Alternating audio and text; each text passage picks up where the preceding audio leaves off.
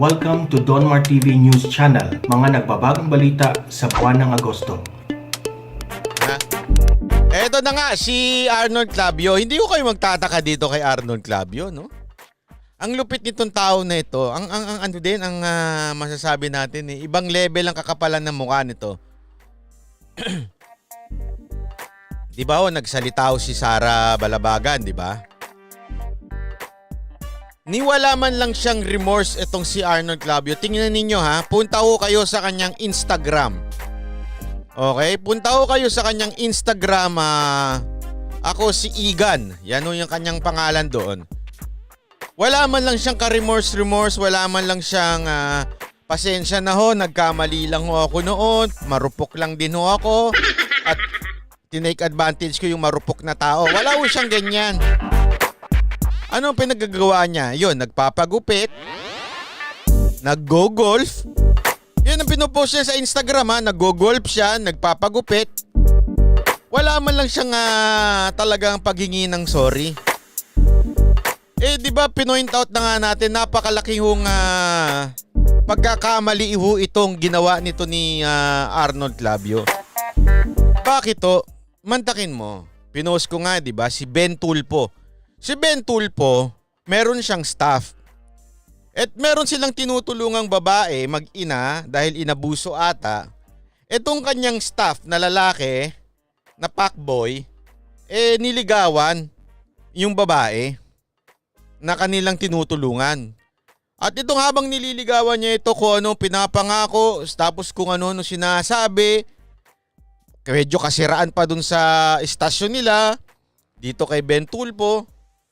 Nung nalaman ni Ben Tulpo, dahil nagsumbong yung dalaga at saka yung ina, nung nagsumbong, ito na nga, nagalit si Ben Tulpo.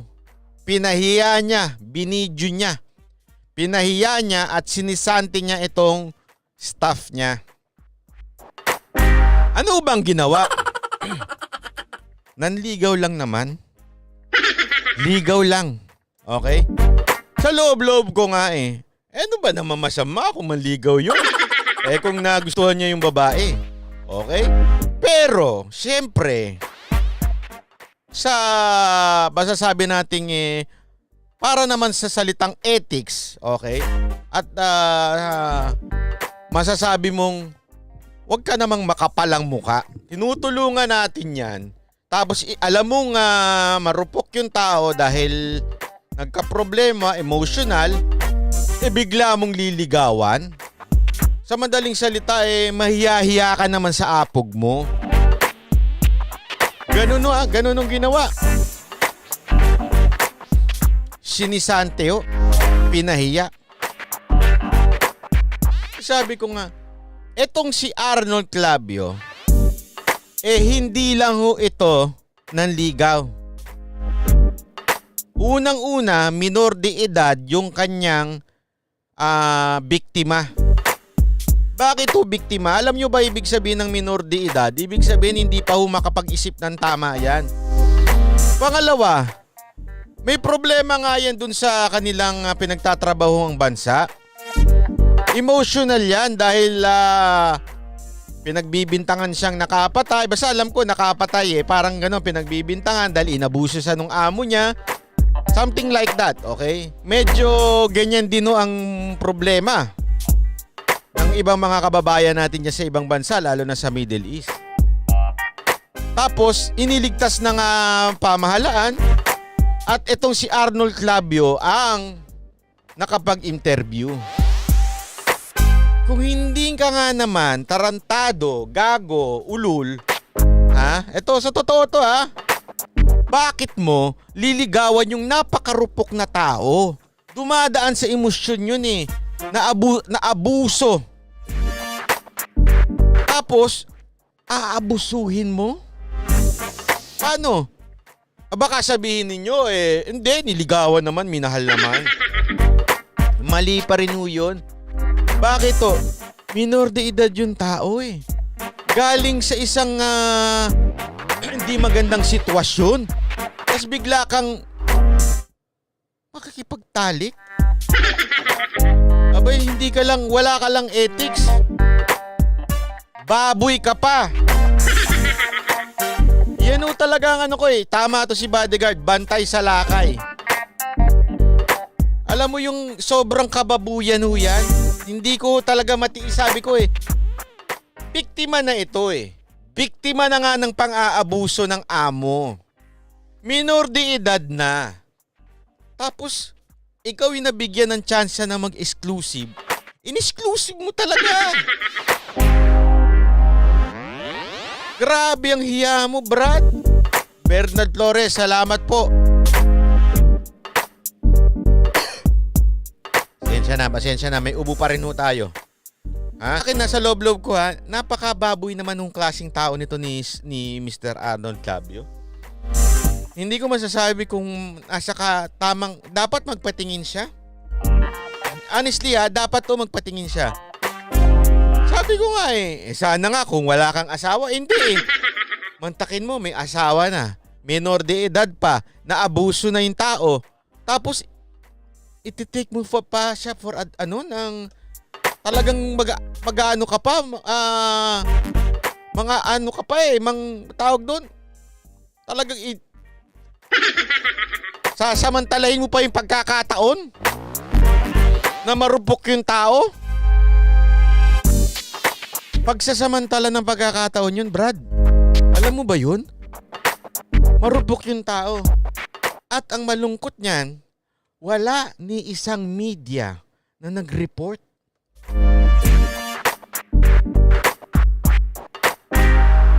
Ngayon nga, 'di ba? Against ako doon sa pinagpipiestahan nila yung against ako doon sa ginawa ng PhilHealth na may pasayaw-sayaw pang babae. Kita niyo 'yung pinalabas ni Gordon sa Senate? Galit ako doon, inis ako doon. Ano ba namang klaseng PhilHealth 'yan, no? May pasayaw-sayaw pa sa birthday. Pero pinagpiestahan ng media 'yan. Sumayaw lang yung babae, ha? Sumayaw lang. Hindi nga nakapantit bra eh. Pero ito sa hinayupak na media na ito na si Arnold Clavio, na nakipagtalik doon sa isang inabusong OFW, wala ni isang media nag-cover. Kaya wala talaga kayong kredibilidad eh. Kung meron mang nag-cover dito, siguro yung mga maliliit na media. Pero itong mga malalaking media, wala kayong credibility na ngayon sa akin. Pasensya na, pero baboy din kayo. Yun lang masasabi ko sa inyo, baboy lang din kayo. Malupit pa kayo sa baboy. Bakit? Hindi nyo kinukundi na to. Asan yung Gabriela? Sige, asan yung Gabriela? Isa pa yung mga hinayupak na komunista na yan. Asan kayong Gabriela kayo? O di ba kayong tagapagtanggol ng mga ano nang ginawa dito sa OFW neto kay Madam Balabagan? O bakit hindi nyo ngayon ipagtanggol? Bakit di nyo kondinahin to si Arnold Clavio? Wala pala kayo eh. Puro lang kayo dakdak, puro kayo salita. Ang gusto nyo lang kalaban si Duterte. Wala kayong kwenta. Wala kayong kwenta, Gabriela. Komunista lang kayo. O sino pa? O yung galit na galit sa mga rape issue na yan. O di ba sino yon? Yung anak ng isang senador. O asan ka? Ba't iha? Ba't di ka magsalita ngayon? Ano iha? Pang-aabuso ito, minor de edad ito ha. Tapos may asawa ito. High blood ako kagad oh.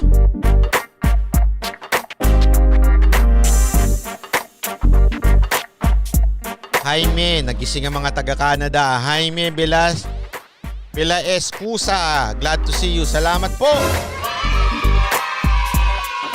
O, itong NUJP. Tama to si kapatid na Victor. O, si NUJP. O, di ba? Kabaro niyo yan ah. Huwag niyo sabihin tama yung ginawa ni Arnold Clavio. Huwag niyo sabihin tama yung ginawa niya.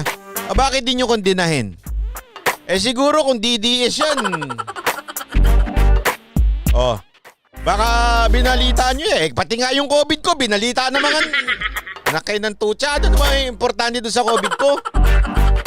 Anong relevance dun sa buhay ninyo? Bakit nyo kailangan ibalita yon?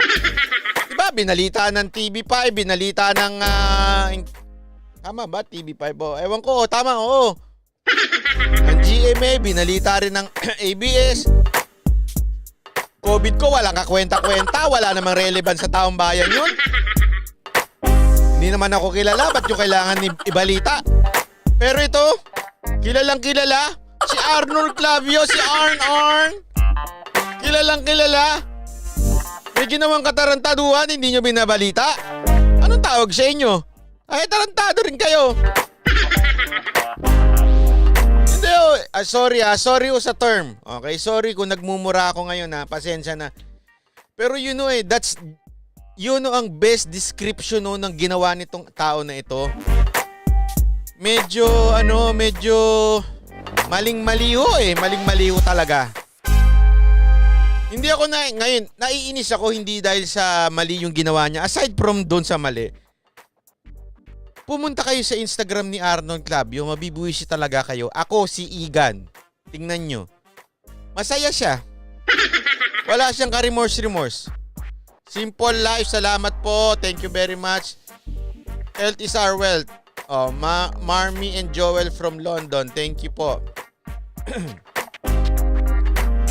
So, ganun kalupit yun. O, Enyo JP. O, di ba mahilig magkundi na yan? We condemn the killings. We condemn na ganito. Oh, ang pa-plastic nyo. Kaya sa susunod na magsasalita kayo, ganun kayo sa amin. Ganun kayo. Wala na kayong credibility. Ganito kayo sa amin. Enyo JP, wala kayo. Tae kayo, tae. Yan ang definition ninyo. Tae lang kayo sa lipunan. Wala kayo Kung talagang totoong tao kayo, totoong mga makabayang kayo, pati nyo kundinayin ito. Bayani ang OFW pero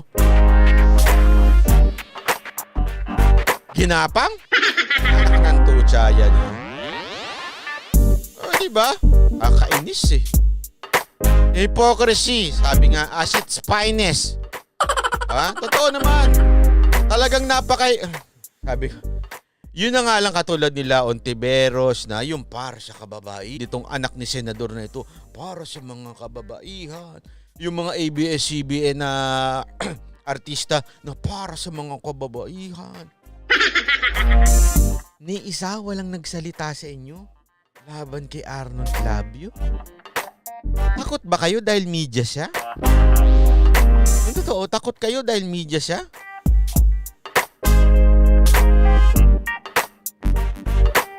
Tapos Jimmy, eto kapuso. Kapuso ba kayo o ano? Rolando Sabilla, salamat po. God bless from Roland and Anna of Los Angeles, California. Kayong kapuso, yung totoo, may puso ba kayo? Asan yung puso nyo? Yung totoo. Yung puso nyo ba nasa kay Arnold Clavio yan? O dun sa biktima? Biktima ho yan, minor de edad ho yan Kaya matatawag natin biktima ho yan. Tapos kalagitnaan ng problema niya, ginawa. At tandaan natin, may asawa ito si Arnold Wala man lang kayong statement, Jimmy. At sabihin nyo na kinukundina nito o sinususpend nyo. Akala ko ba, sabi nyo nung sa Senate nung pautot nito ni Grace po na hearing sa fake news. Akala ko ba meron kayong parang ombudsman dyan? Ito Wala nang kamoral-moral. Wala nang moral authority itong si Arnold Clavio. Napakasinungaling at talagang sabi sa kay Miss Balabagan talagang wag mo nga aminin Walang aamin. Dapat palitan nyo na yung programa. Meron pa bang programa ngayon na walang tulugan? Dapat walang aminan. Yan ang bagong programa dapat gagawin nyo dyan sa GMA. Konsentidor kayo, hindi naman kayo kapuso Kakonsentidor kayo. Ang dapat sa inyo dyan, walang aminan. Ganon. Sinong host? Sino pa ba? Ito si Arnold Clavio. Ano dapat ang maging host dyan? Sa Kapuso Walang Aminan! Ha? Hosted by Arnold Clavio. Diba? Sabi nga nito ni isa, Willow the Wisp, kapuson. Hindi napigilan ng puson. Hindi napigilan. Unang hirit ni Igan. Ay, grabe, sabi ko nga ibang hirit ni Igan. Yon. Eve Mariano, happy that you're back. God bless. Salamat po. Tuloy-tuloy ang share natin. Share natin, ha? Para balik-balik tayo. Balik! Ay, ang bastos naman itong isa, sabi ni Marlon Cantos. Unang sirit kay Igan. Grabe.